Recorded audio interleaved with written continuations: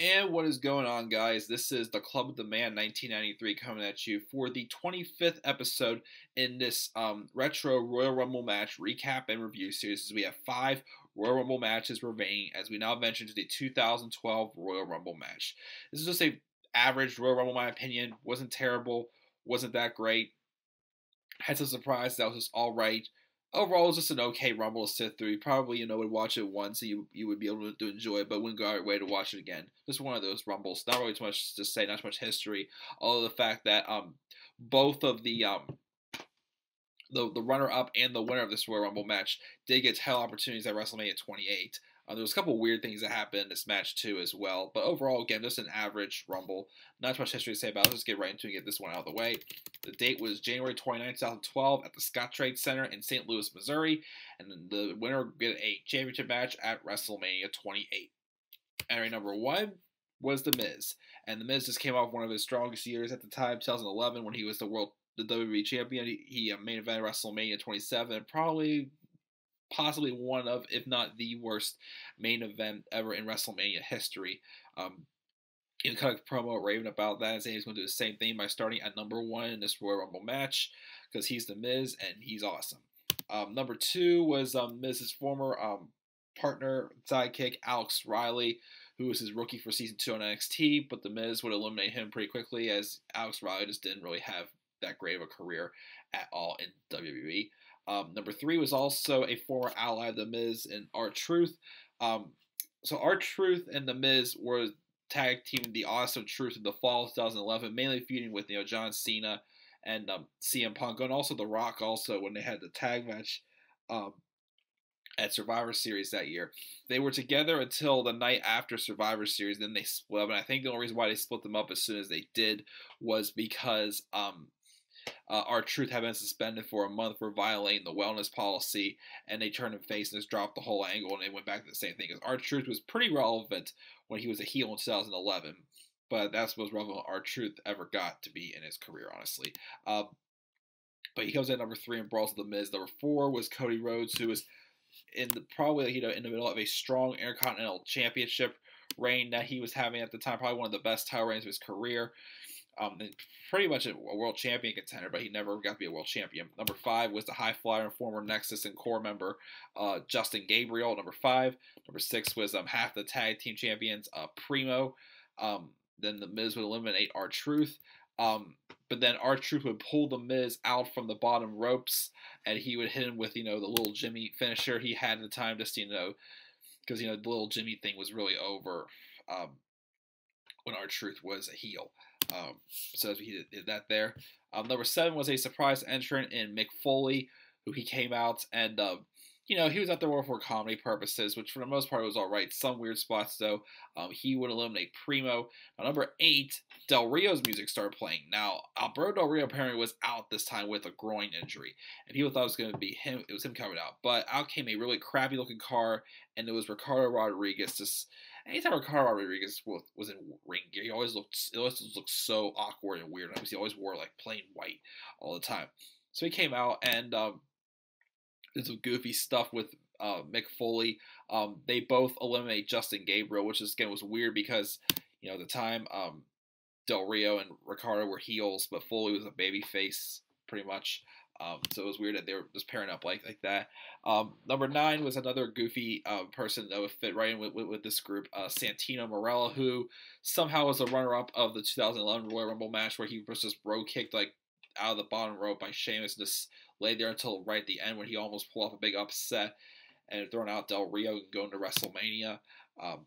But he came out and he gave like Ricardo Rodriguez like a wedge or something. That just did some goofy crap to him. I think later on that year at No Way Out, they would have a tuxedo match where the winner was the first person who could take the other person's tuxedo off. It was a really bad, terrible, awkward match. Santino Marella was just awkward and not really one of my favorites to begin with whatsoever. But he eliminated him, and then Foley pulled out Mr. Sacco. Santino pulled out the Cobra. So they just stared them down each other until number 10 was Epico. He came out and apparently Ricardo Rodriguez he was afraid of the Cobra. But when Epico came out, Foley just stuffed him with Mr. Sacco and eliminated him. But then Cody Rhodes, who had been just pretty much just in the corner this whole time, would eliminate Santino Marella, and then he would also eliminate Mick Foley. So that comedy act came to an end. Number 11 was Kofi Kingston. Now, number 12, this was also something that kind of bothered me about this Rumble match. Commentators were in this Rumble. We had one of the worst matches of all time at WrestleMania 27 between two commentators, Jerry the King Lawler and Michael Cole. So they decided to bring them into this match pretty much. So Jerry the King Lawler came in number 12. He only lasted a couple seconds as Cody Rhodes eliminated him.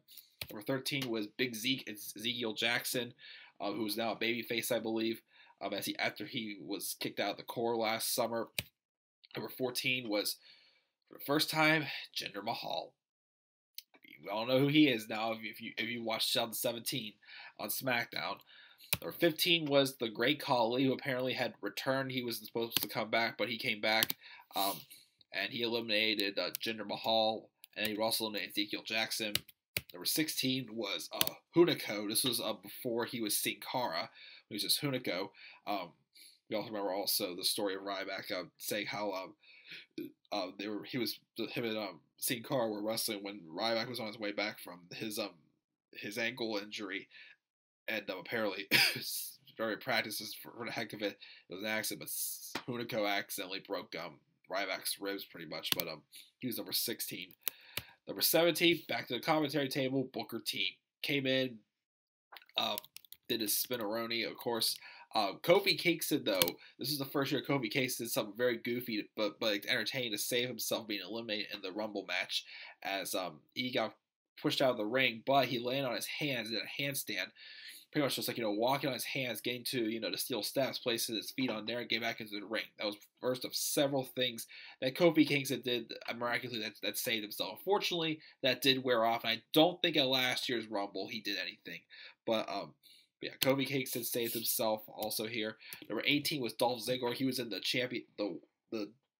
WWE Championship match against CM Punk earlier in the show. So this was the 25th anniversary of Raw. Of the Royal Rumble match.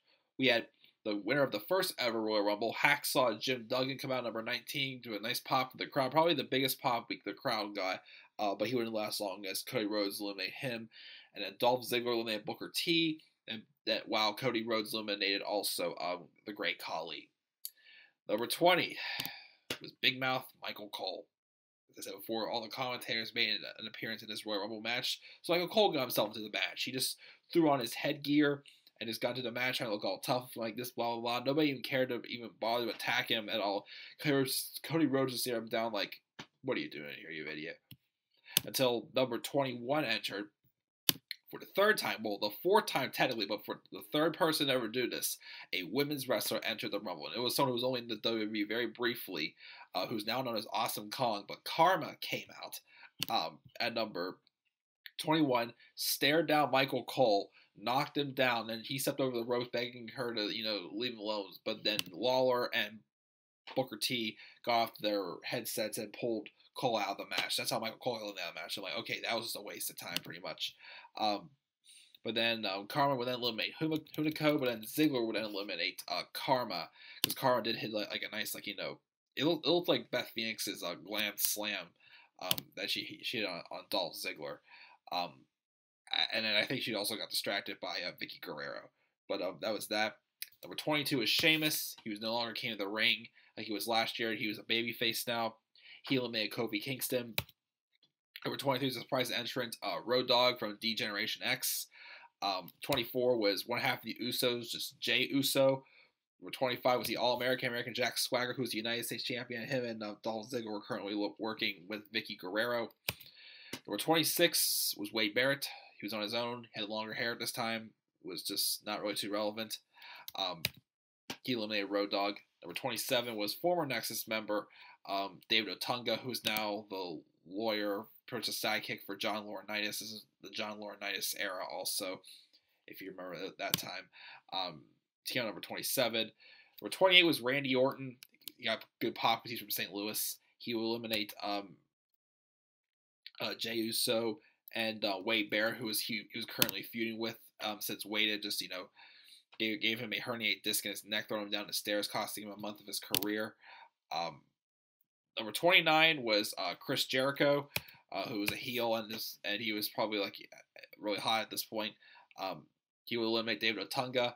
Number 30 was the Big Show. He was in the triple threat steel cage match earlier in the night against Daniel Bryan and Mark Henry for the World Heavyweight Championship.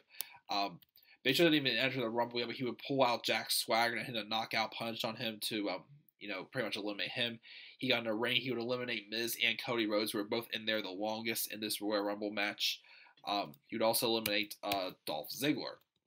So the final four was Sheamus, Jericho, Big Show, and Orton. Orton and Sheamus tried double team up the Big Show, but then Orton was the one who would then eliminate the Big Show. And right behind him, Jericho eliminated Orton. So it came down to Sheamus and Chris Jericho. They went at it for about a good 5-10 minutes, trying to do what HBK and Undertaker did a couple years back, but it was all right, but it wasn't that amazing. A couple of near falls as Sheamus literally held onto the rope with one arm. Twice, Jericho pulled off for Shawn Michaels and held onto the ropes and hanging with 2 feet. But then the last time where Jericho was on the apron, Sheamus had a brogue kick on him. Eliminated Jericho. Sheamus won the match. He would go on to WrestleMania to face Daniel Bryan for the World Heavyweight Championship, and he won in 18 seconds. Jericho would go on to feud with CM Punk for the WWE Championship at WrestleMania. Also, the whole storyline with him just making fun of Punk's family for alcohol and substance abuses and whatnot.